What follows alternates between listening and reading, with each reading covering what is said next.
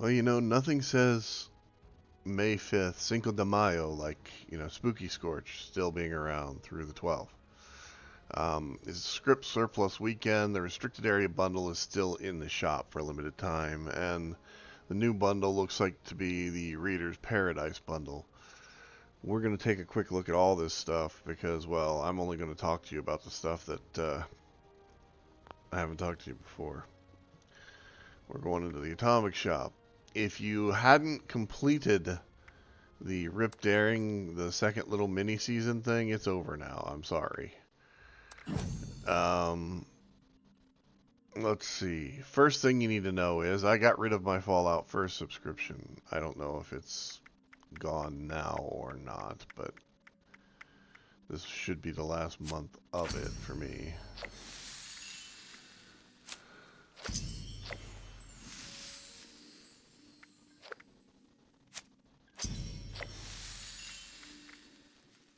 Because in all honesty, I don't find any value in it anymore. Now, one of the few skins that I like the idea of is the rusted weapon skins. And the funny thing is, the rusted weapon skins are all available from the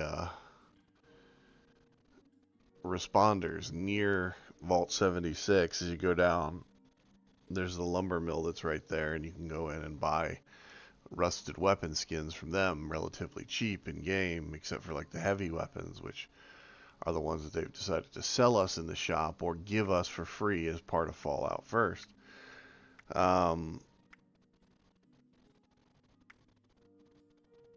The Rust Warrior bundle consists of the Raider Waster flag,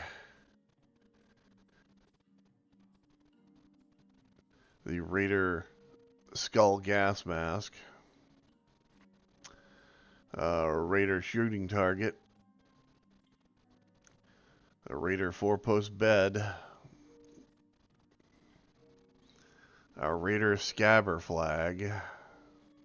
I'm not sure which one of those it is, to be honest. They're both pretty shitty. And both of them are pretty much the same thing with just slight different color variations on them. And the Raider Scabber Warlord outfit, which is this right here, which looks like somebody honestly took... Well, it just looks like shit, let's be honest.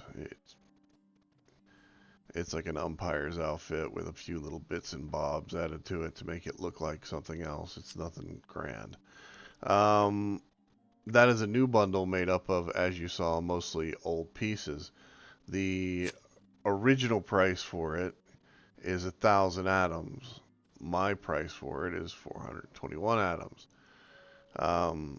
Since I don't care about the flags, and the only way that I collect them is if it's in something like this, where I don't have a choice to buy them, other than that, that's what I wind up with.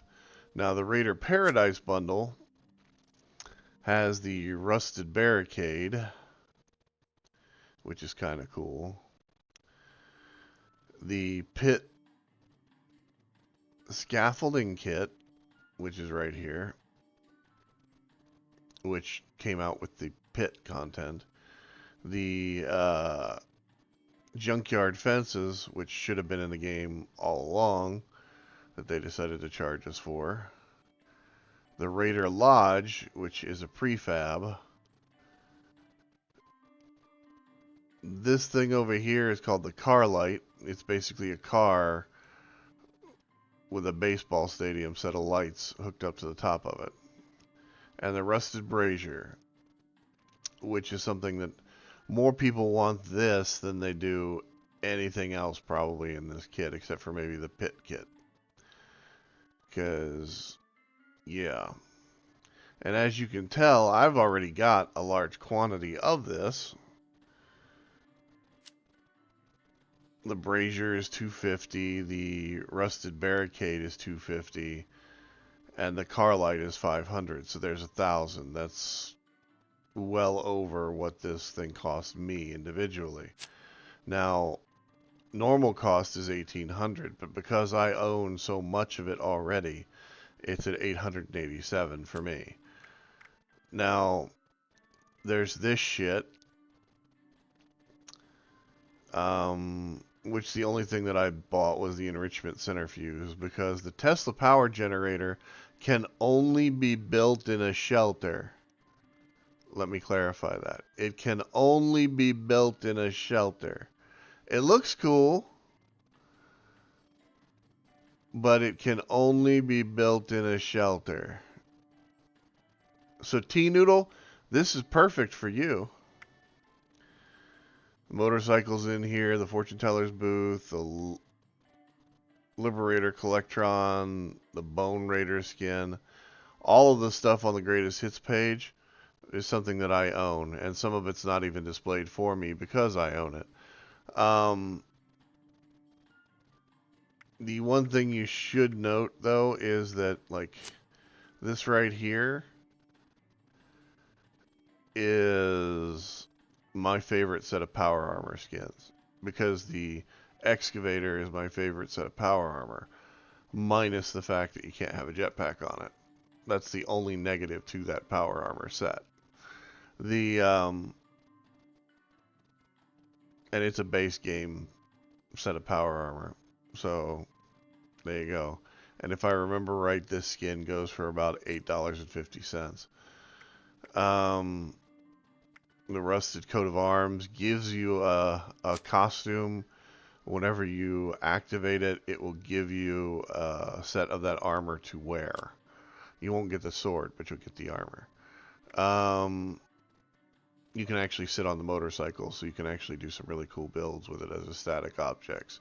Plus, it's just good for decoration. The yellow shipping container, again, good for decoration. You can use it for building and everything you can think of. The fish stuff is still here. It's on its 6-day run. If there's any of this stuff that you want, by all means pick it up. Some of it is better than others. Others are more expensive. You just got to figure out what you individually really want. Like for this right here, for me buying, I would probably buy this because it comes with a pile of fish.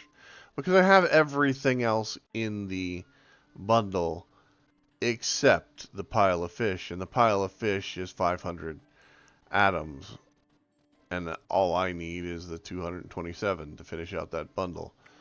And then this right here, I pretty much have everything here except for the generator and the aquarium and the prefab. Oddly enough, the only thing that I really want out of this is possibly the aquarium.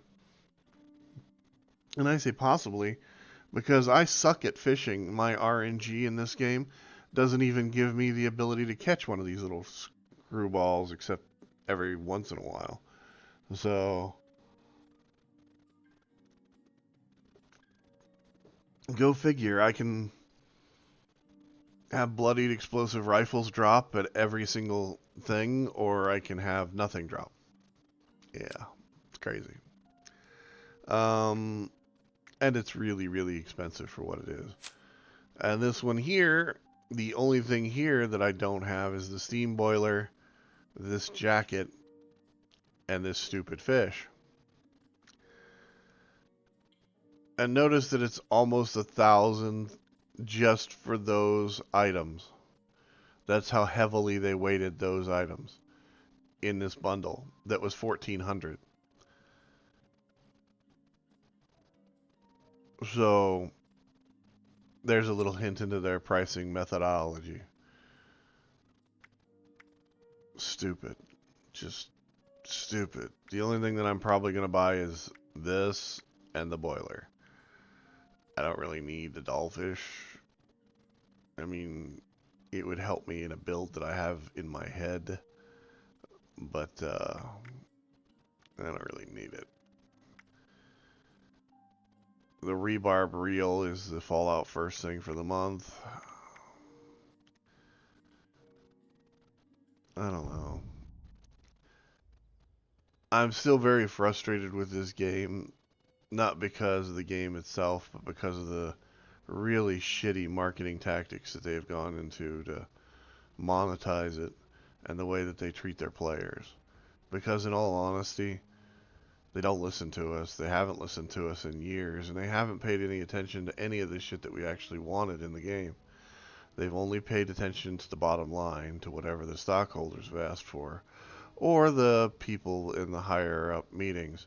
They haven't really listened probably to their own developers and them telling them, hey, we need to fix this, and the only way to fix it is to finish this and this.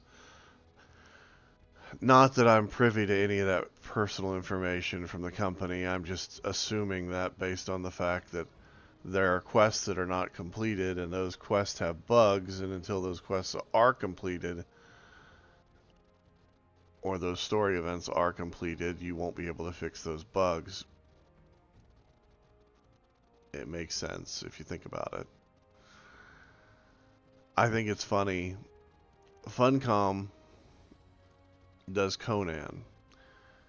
They took 2 complete years, pretty much, and did nothing but bug fix that game and the old stuff that they had in their marketplace, because they do have a marketplace like the Atomic Shop called the Bazaar for it. In their Bazaar, they ran pretty much individual items, partial pieces of building kits, pretty general stuff the same way that the Atomic Shop works. The only difference is they actively tried to fix the freaking bugs. So much so that they've got it in a state where they can bring it up to today. They are releasing Conan Exiles in Unreal Engine 5 with a complete lighting, texture, and a complete overhaul for the game. For those people that haven't played it, I highly suggest checking it out. It's only available on PC. The consoles can't really handle the load that would be shifted onto them if they did the Unreal Engine 5 version for consoles. Plus, it's coming out for PC first anyway as a form of bug testing for it. Because they'll make us do all the testing, kind of the way that Fallout did for 2 years before they decided to add in NPCs.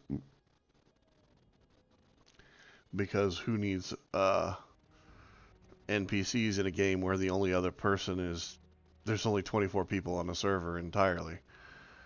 I mean, who would ever need, NPCs in that situation, or quest givers, or anything? It just floors me. This game, Fallout 76, has floored me from the beginning. It was so cool, and then they made it less cool, and then they've made it even less cool, and they've neglected their community so much that they will not listen to us when we tell them how to actually fix this in a way that would help them and us. I have no idea what to do anymore. I'll keep making these videos. This has been Ren for Dumpster Fires of the Atomic Shop. I hope you have a good day, and I hope you enjoy this game for what you can. The game deserves better than what it's getting from its creators. Not everybody can say that.